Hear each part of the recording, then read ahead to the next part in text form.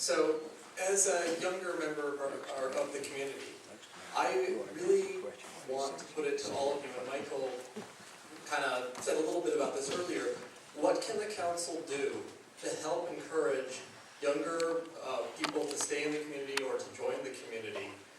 Besides affordable housing, that one's you already touched, but what else could the council do?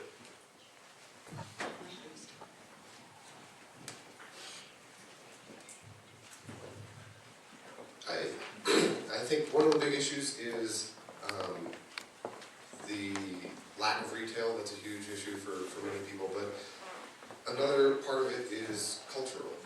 I'm speaking to a lot of people my age. There are things about this community that, and they're changing, but that have been lacking in the past. One of the things is the summer concert series is something that has really helped revitalize this community. And so those sorts of cultural activities, I think, in addition to affordable housing and providing good retail, is something that we can really do to help bring and keep those people. And there are things that we can do to incentivize that. One of the things is, according to the zoning in this town, it's technically illegal to have a microbrewery. You can't brew beer and serve it in the same building. So. Okay, my feels about that one. I think there are a lot of things we can do. I mean, we talked about some retail opportunities. People like exciting retail, and we can also really invest at UNMLA to make sure that UNMLA is a place to go to school. That's a great institution. I have an associate's degree from there. In fact, Ken taught me class once. Where's Ken? Many years ago. That's attractive to younger folks. Affordable housing is going to be an important one. I know we talked about it, but it's really important. So those are a couple of things we can do. Targeting that age group, I'm assuming that's a little bit older than teen and younger than me, I guess is what you mean. Because I'm going to stay here.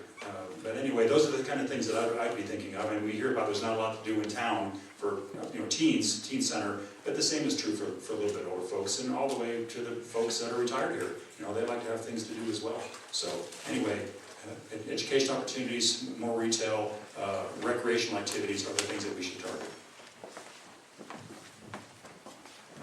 I also think there's a fair amount of things we can do as a county government in terms of encouraging cooperation, and in terms of our zoning, and in terms of our planning. So absolutely we need more retail, we need a more vibrant downtown, we need a place that has more restaurants and bars. We start with that, with frankly just stopping our huge leakage off the hill. But also, as we make our plans for the developers who are going to maybe be building other buildings, and in partnering with people who come here, there's one right now that's coming and wants to take down some of the more decrepit parts of downtown and build something more lively that would have retail on the main level and housing up above. That's something as a county they would want us to invest 10% in. I would say that would probably be a good idea for us to revitalize the downtown along those lines. But there's lots of other things we can do. A lot of other cities have the trucks that come in on Friday day at lunch, and they have all kinds of very gourmet lunches, and we could coordinate that kind of thing. Right now there are those trucks in other towns, and have them come up until our folks want to do it. Thanks.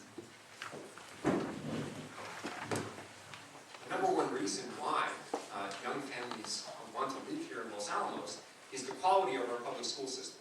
And for that reason, as county councilor, I've supported county budget initiatives that will help our public schools lessen the costs that our public schools have to bear, as well as helping UNMLA to expand their programs. But in addition to having a fine quality public education, we also need to have amenities for our young families.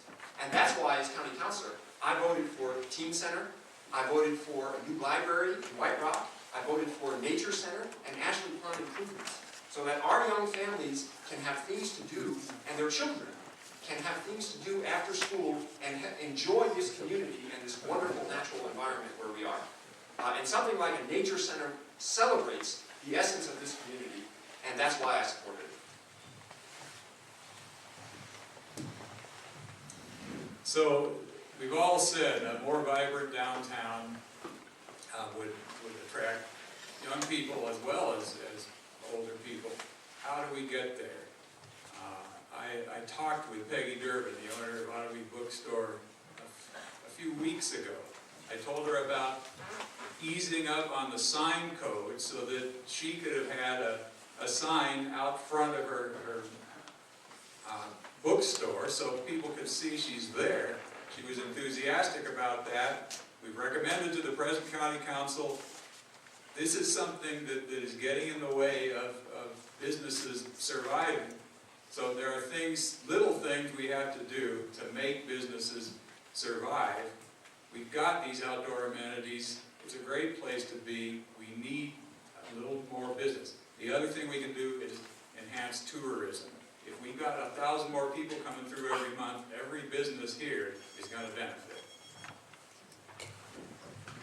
So if it's to attract and keep young families or our young people to stay, what I've seen is probably the best way that we can encourage them or entice them and incentivize them to stay is to have them go away. Because once they go away for a while, they find out how wonderful it is in the rest of the world, and then we're lucky enough that they get married and come back here, and then they're here to raise a family. And they're like my new friend over there that I'm running against county council.